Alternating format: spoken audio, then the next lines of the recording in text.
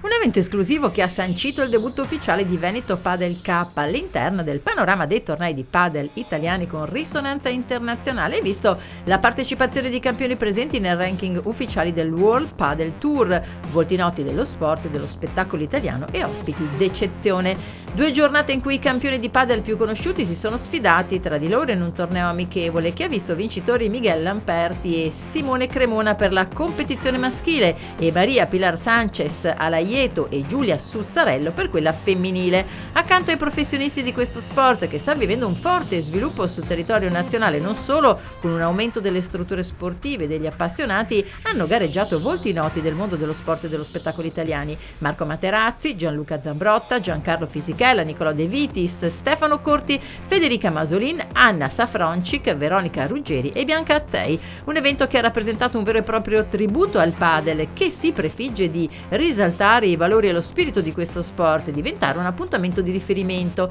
Infatti dal 27 settembre al 3 ottobre 2021 si svolgerà la prima edizione di Veneto Padel Cup.